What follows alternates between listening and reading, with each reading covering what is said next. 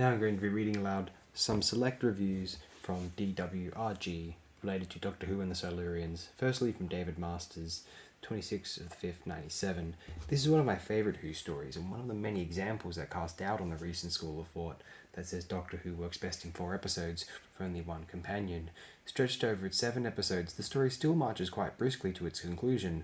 The characters have time to breathe, to become more real, and the actors are able to develop their characterizations accordingly. Especially effective are Fulton Mackay as the doomed Quinn, Norman Jones as the bitter Major Barker, and Peter Miles as the ineffective, promoted beyond his abilities Dr. Lawrence.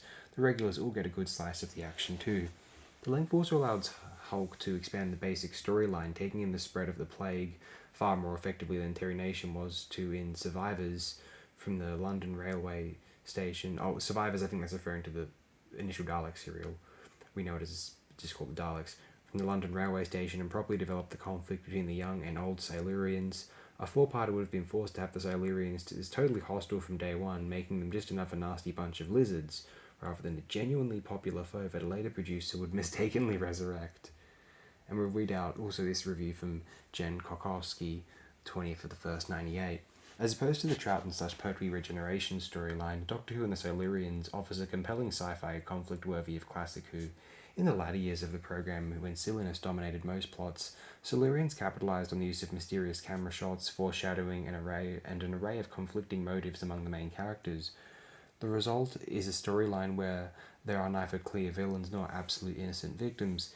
Keeping the Silurians hidden from view in the first few episodes, even to the extent of adding camera shots from the wounded creature's point of view, allowed the tension to build in the audience's mind, just who or what was lurking in those caves. Of course, the expectation far outweighed the typical cheesy BBC costume design which relied heavily on rubber suits, but even that letdown does not nullify the entertainment of the remaining 4 episodes.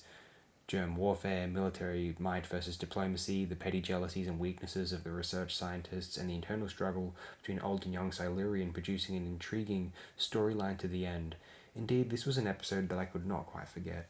Even after seeing it once, once a few years ago, the closing scene where the Brigadier fails the Doctor in a brutal act of military massacre remains firmly entrenched in my mind. Morals and Monsters, now by Christopher Fair, 11th for the 1st, 99. Malcolm Hulke's Doctor Who scripts were always full of genuine shades of grey for all sides involved in the central conflict. The finest example of the Hulke technique is most probably seen in this story.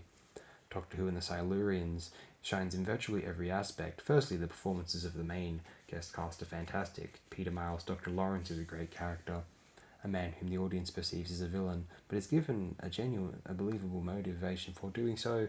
Fulton Mackay as the tragically misguided Dr. Quinn is superb, and as are Geoffrey Palmer as Masters and Norman Jones as Major Baker. Perhaps the only letdowns are Thomasine Heiner as Miss Dawson. Her performance doesn't quite gel with me, and thank goodness Squire is a bit part. Dorothy, there's something in my barn. John Pertwee gets to grips with the Doctor here, although I am as much a fan of his later performance. He is perhaps never better than in Season 7.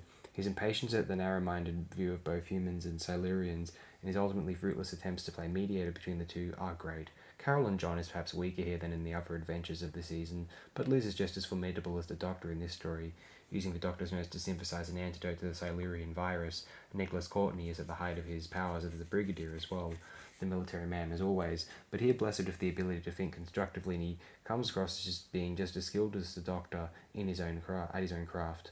The Silurian creatures themselves are also given personalities and moral conflicts by Hulke, which leads to the story becoming more than just an us versus them battle as so many later Pertwee stories would.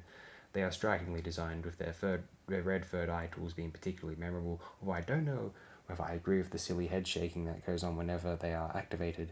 In the final analysis, Doctor Who and the Silurians is a superb story, with a brilliant set of scripts complemented by Timothy Combe's solid direction, some astute and well-judged performances, and good design of the titular monsters.